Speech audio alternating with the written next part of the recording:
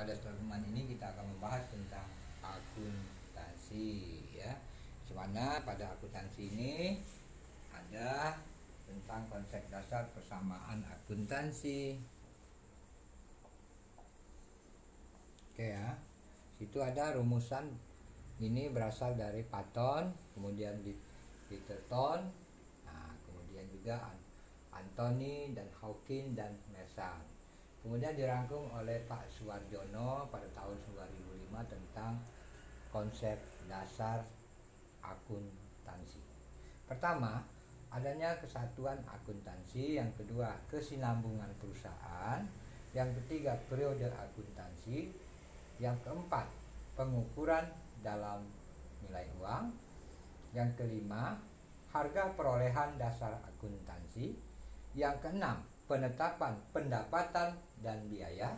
Yang ketujuh, konsistensi konsep dasar akuntansi. Yang kedelapan, objektivitas dan materialitas. Yang kesembilan, konservatisme dan realisasi. Yang kesepuluh, pernyataan terbuka. Nah, ini yang dibuat untuk penjelasan tentang dasar-dasar daripada akuntansi ya. Nah, di sini kita ada sebagian contoh persamaan akuntansi, yaitu aset itu sama dengan liabilitas plus ekuitas. Nah, saya kasih jelasin juga, liabilitas itu adalah suatu kewajiban ya, dan juga atau istilahnya disebut dengan utang perusahaan. Kemudian ekuitas itu ada jumlah uang yang akan dikembalikan kepada pemegang saham pada suatu perusahaan ya. Itu aset sama dengan liabilitas dan ekuitas. Biasanya dirumuskan seperti itu ya. Nah, di sini ada contoh saldo akhir suatu persamaan akuntansi. Ada kas senilai sebesar Rp 8 juta. Kemudian ada piutang sebesar Rp 2 juta. Kemudian ada peralatan sebesar 20 juta. Nah, akun penyusutan peralatan sebesar 4 juta. Kemudian ada modal Arif Rp 19 juta, maksudnya modal perusahaan Arif ya. Nah, berdasarkan data tersebut utang perusahaan itu adalah berapa? Nah, di sini adalah kita mencari utang perusahaan ya, atau bisa disebut dengan liabilitas ya. Oke, di sini ada pengertian tadi, saya bilang tadi liabilitas itu adalah suatu kewajiban atau suatu bentuk hutang ya. Nah, kemudian di situ ekuitas ada jumlah uang yang akan dikembalikan kepada pemegang saham suatu perusahaan ya. Nah, aset dikurang liabilitas itu ekuitas ya.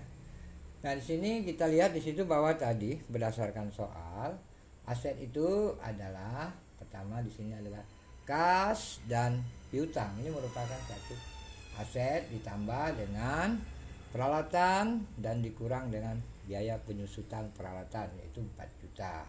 Nah, asetnya itu sebesar 26 juta. Ini perhatian di sini ya. Jadi ke sini tadi di sini 2 juta ini di sini nilainya, kemudian 20 juta ini dikurang 4 juta ini.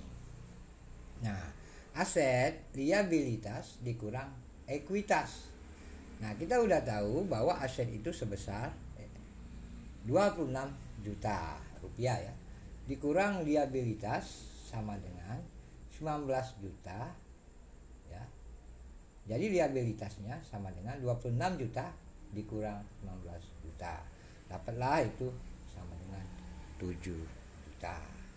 Kemudian besar utang adalah sebesar 7 juta atau disebut dengan liabilitas sebesar 7 juta rupiah. Nah, ini ada contoh nomor 2.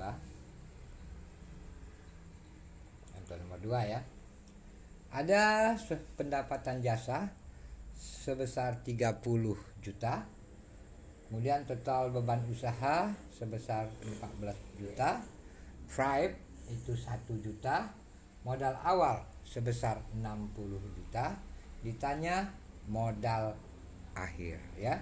Nah, jadi untuk modal akhir itu kita mencarinya seperti ini adalah modal akhir sama dengan modal awal ditambah laba dikurang Thrive.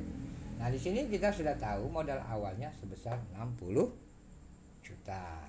Kemudian laba itu adalah pendapatan jasa ya, dikurang dengan total beban usaha. Jadi 30 juta dikurang 14 juta ini adalah modal ya.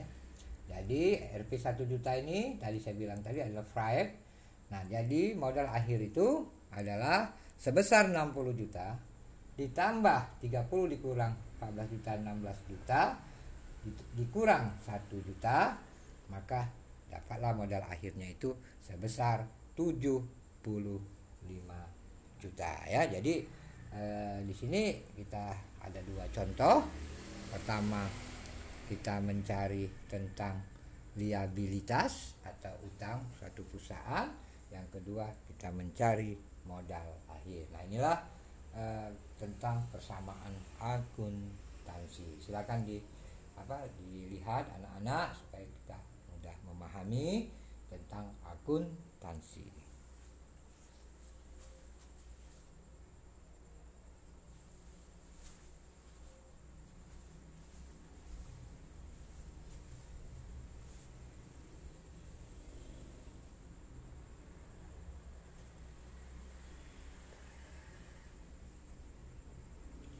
Oke, demikianlah tentang cerita kita tentang mata pelajaran akuntansi.